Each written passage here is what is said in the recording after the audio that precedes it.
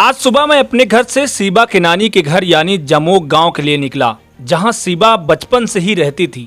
वहीं उसने अपनी प्राथमिक शिक्षा पूरी की और इस बार उसने 10वीं कक्षा पास की थी। जब मैं सीबा के घर पहुंचा और उनके दरवाजे पर मैंने दस्तक दिया और बाहर से देखा तो बाहर बरामदे में सीबा के माता पिता, उनके नाना नानी और मामा बाहर बरामदे में बैठे हुए थे। सभी के चेहरे से मुस्कान गायब थी। सब सीबा की याद में डूबे हुए थे। चेहरे मुरझाए हुए थे, आंखें भी नम थी। मैं भी उनके बीच जाकर बैठ गया और हम लोगों ने अपना अपना परिचय बताया। मेरे दाएं छोर पर सीबा की नानी बैठी हुई थी। नानी के आंखों से आंसू टपक रहे थे। उनकी जुबान पर बस एक ही नाम था, सीबा। आपको बता दें कि सीबा बचपन से ही नानी के पास रहती थी। उन्हीं की गोद में पली बढ़ी थी।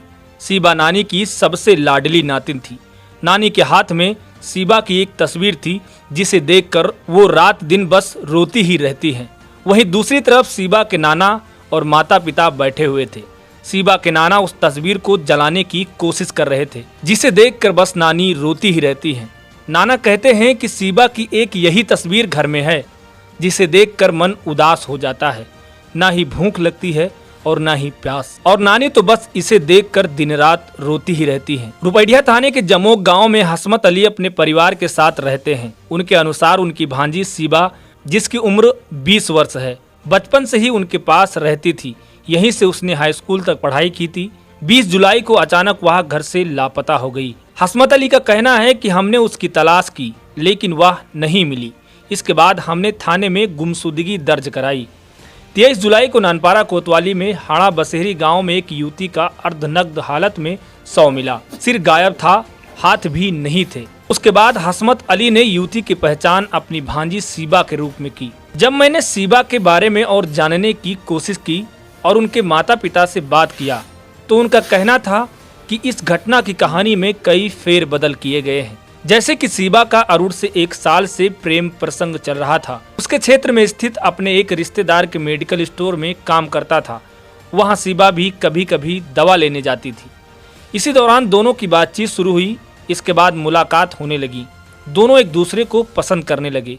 जब इस बात का पता दोनों के परिवार वालों को चला तो उन्होंने धर्म अलग अलग होने से इस रिश्ते का विरोध किया। इसके बाद भी दोनों एक दूसरे से मिलते रहे। इसी बीच सीबा अरुण पर शादी करने का दबाव बनाने लगी, लेकिन वह शादी करने के लिए राजी नहीं था। वह सीबा से कहता था कि हम अपने परिवार को राजी करने के बाद शादी करेंगे। सीबा अरुण की बात मानने को तैयार नहीं थी। वह उस पर शादी के लिए लगातार दबाव बनाती थी। कहती थी हमारे घर वाले कभी राजी नहीं होंगे क्योंकि हमारा धर्म एक नहीं है। सीबा के माता पिता का कहना है कि इन सारी बातों में कुछ झूठ और कुछ सच है। जैसे कि सीबा कभी दवाई लेने जाती ही नहीं थी और ना ही वो कभी घर से बाहर निकलती थी। दोनों में प्रेम तो था, परंतु ये खबर झूठी फैलाई गई है कि घर वाले राजी नहीं थे। उनका कहना है कि इसके बारे में कभी पता ही नहीं चला और ना ही सीबा ने कभी बताया। उनका कहना है कि मेरी बेटी को भगवा लव ट्रैप में फंसाकर उसे मारा गया है। हम मुस्लिम हैं, इसलिए हिंदू लड़कों ने एक साजिश के तहत मेरी बच्ची को फंसाया और मार दिया। आखिर उन दरिंदों के घर पर अभी तक बुलडोजर क्यों नहीं चला? इसलिए क्योंकि वो हिंदू हैं। आखिर मुख्यमंत्री योगी आदित्यनाथ अपना बुलडोजर क्यों नहीं भेज रहे हैं उनके घर? क्योंकि वो हिंदू हैं। क्या बुलडोजर सिर्फ एक विशेष समुदाय के घर पर ही चलता है? सीबा के माता पिता का कहना है कि दोषियों को फांसी हो या फिर उम्र कैद, तब जाकर मन को शांति मिलेगी। दोस्तों, मेन स्ट्रीम मीडियाज में और कई सारे बड़े अखबारों में ये खबर छपी थी कि अरुण के मेडिकल स्टोर पे सीबा दवाई लेने जाती थी। इसी का सच जानने के लिए मैं उनके घर पहुंचा और ये सारी सच्चाई जुटाकर आपके सामने लाया हूं, जो कि अभी आपको मैंने पूरी सच्चाई बयां की है। इस वीडियो में इतना ही। अगर आपने न्यूज़ इंडिया को अब तक सब्सक्राइब नहीं किया तो ज़रूर कर लेना, और फेसबुक पर देख रहे हैं तो फॉलो कर लेना, और इस वीडियो को ज़्यादा से ज़्यादा शेयर करना और लाइक करना, ताकि इन दरिंदों के घर पर सूबे के मुखिया योगी आदित्यनाथ का बुलडोजर जल्द से जल्द पहुंचे और इनके घर गिराए जाएं। नमस्कार। अब ग्राउंड रिपोर्ट पर आके फिर आप लोग से बात कर रहे हैं, यानी कि आपके घर पे अभी हम मौजूद हैं और हम सच्चाई जानना चाहते हैं कि आप लोग के मन में क्या चल रहा है। क्या जो कहानियां बनाई गई हैं या जो पुलिस द्वारा बयान दिया गया या फिर आप लोग के द्वारा कई सारे चैनल्स पे बयान दिया गया, क्या ये जो कहानियां बड़े चैनल्स और छोटे चैनलों पे दिखाई गई हैं, इनमें कुछ फर्क है या फिर जो आपने बताया वही दिखाया गया है? जैसे कि आपके अनुसार क्या झूठा दिखाया गया है? झूठा बताते हैं कि दवा लेने जाती थी लड़की, जबकि लड़की घर से बाहर ही नहीं जाती थी कभी भी। मतलब लड़की जो बता रहे हैं कि दवाई लेने जाती थी, उसी प्रकरण में उसी समय उनसे मुलाकात हुई, तो ये गलत है? गलत है, बिल्कुल गलत है। बिल्कुल गलत है। अच्छा, तो ये कौन है? इनकी माता जी। आप इनकी माता जी हैं, लड़की की माता जी। अच्छा, 12वीं कक्षा तक इन्होंने पढ़ाई भी की थी, यानी कि 12वीं कक्षा को उत्तीर्ण कर लिया था। ये इनके मामा जी हैं, लड़की के शिवा बानो के मामा जी हैं जो भी बैठे हुए हैं। ये इनकी मम्मी जी हैं और ये हैं इनके पिताजी शिवा बानो के, और ये हैं उनके नाना और नानी। यहाँ पर अभी लेटी हुई थी, यहाँ पर रो रही थी जब मैं आया था। अभी 5-10 मिनट पहले मैं आया हूँ इस जगह पे।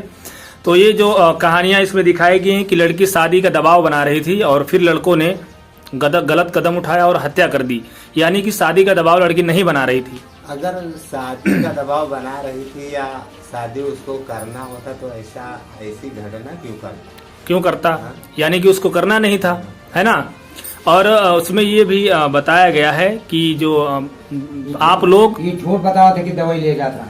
हाँ, ये झूठ का ही से लड़की दवा लेने नहीं जाती कभी मुहारा बाहर नहीं निकली, घर से बाहर नहीं निकली। हाँ, सड़क पर आज तक गई भी नहीं की। ये झूठ बवाल की इसे कि यहाँ दवा ले आवत। कहूँ जानकारी कैली 2-4 गाँव में गंगा भरे में। जी। हाँ, ये गलत बतावत है। अच्छा, उसमें ये भी बताया गया है, कई सारे मेन स्ट्रीम मीडिया में मैंने देखा कि उसमें बता रहे हैं कि जो घर वाले हैं वो नहीं मान रहे थे, यानी कि इस संबंध में आपसे कभी आपके बच्ची ने बात किया था? फिर इस संबंध हम ना जान पाओ, इसको हमको नहीं जानता। मतलब आपसे आपकी बच्ची ने इस सब के संबंध में कभी बात नहीं किया, यानी कि मतलब शादी करनी है या फिर जिससे हम किसी से बात करते हैं, इसका मतलब आप लोग को मालूम नहीं था इस मामले में? शादी को लग गया 2-3 महीना भरा, नवंबर में भी शादी हो। शादी लग गई थी, शादी होने वाली थी, मतलब नवंबर में शादी थी बच्ची की।